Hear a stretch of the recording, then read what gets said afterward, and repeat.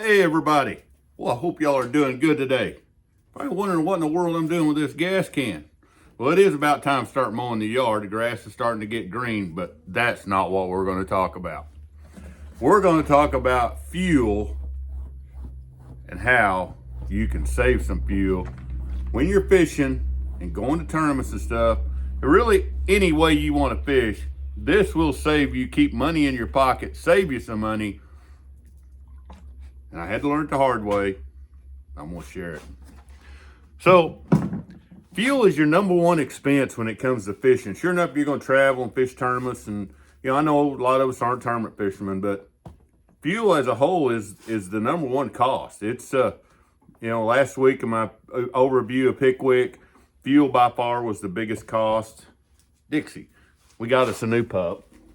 Look here. She keeps kicking the tripod. Look at there. Tell everybody, hey, this is Dixie. She's number 3. We just had to have another one. So you run along, girl. Okay? Yeah. There you go. Sorry about that. Anyway, fuel will just eat you up financially. So years ago, man, we'd went through a really, really tough time. But, Lucy was supportive. And for some reason, I was still pursuing tournaments during that time. And I probably shouldn't have been, but I was. And fuel was super high then. It was right after the economy had crashed, and fuel was just outrageous, And I was fishing Strand at the time, and I had a little small 17-foot bass cat that had a 30-gallon tank in it. I think 32, I think. But I realized real quick that I was going to have to learn to manage my fuel. I couldn't just show up at an event, fill that thing full the first day of pre-fish. I'd normally pre-fish 2 days. 3 at the most, before each event. And so what I had to do is I had to create a budget around fuel. And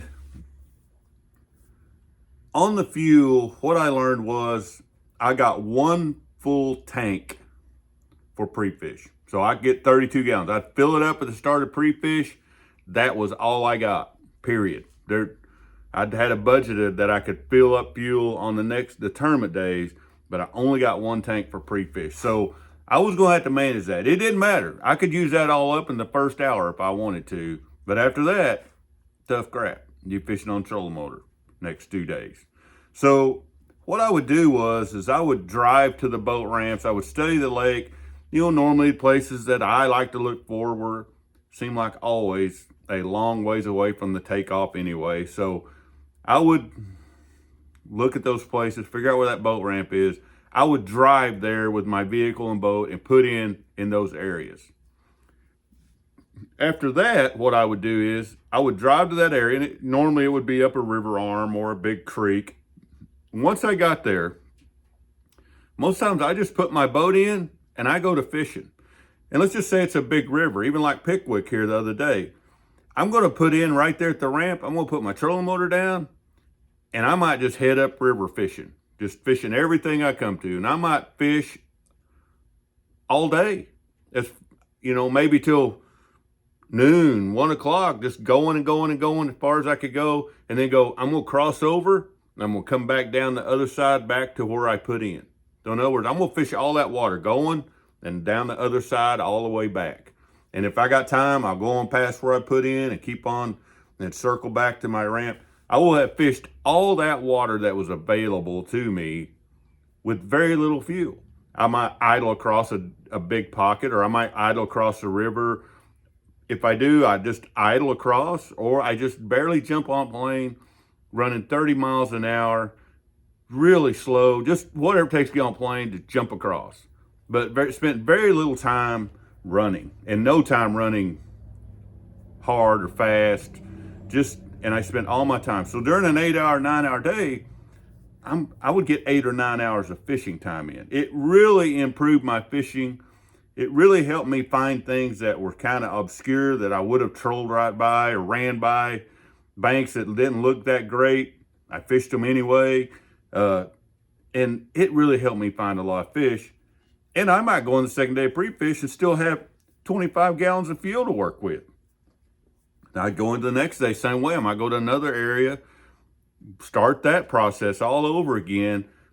And most of the times I would end up with 10 gallons of the fuel I started out with left in my tank to start my tournament with. Oh, it was so nice. That way now I'm saving money compared to what I budgeted. Or I have the freedom to spend every bit of my fuel allotment towards fuel. I've had some tournaments where I did a lot of running in pre-fish, burned a lot of fuel, found some fish a long, long ways away, but I find myself going, I don't have enough money to buy enough fuel to get to where I'm going. So now one of the days I'm gonna have to make a choice. Which day am I going? I remember a tournament, EverStart Championship on Table Rock. I found some fish that were an hour and 15 minutes away. It was gonna take every bit of fuel in my tank, but I didn't. I had to choose. One of the 2 days I could not make that run. I live in a cash environment. I was out of money. So I opted to stay close the first day. Didn't do well, caught a couple, 3 fish. The second day, I made the long run, caught 14 pounds. If I'd have been able to do that both days in a row, I'd have made the cut, and looking back, I was like, what a mistake. So manage your fuel that way. It will save you a lot of headache and a lot of trouble. The other thing is when you're driving to these places, keep your foot out of it. Like my Suburban, driving out to Lake Pickwick, I didn't use that much fuel, but I'm on a 70 mile an hour speed limit highway.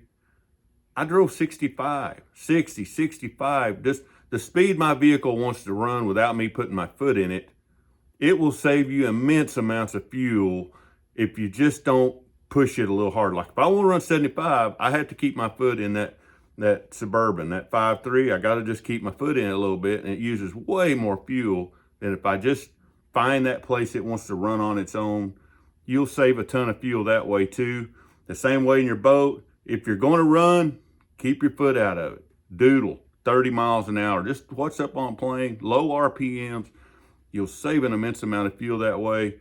And there's nothing better than winning a little money and you save some money on things like fuel and go, I came out on this deal. So take those tips. I think they'll really help you and help you catch more fish too and be more satisfied in what you're doing. Catch y'all next time.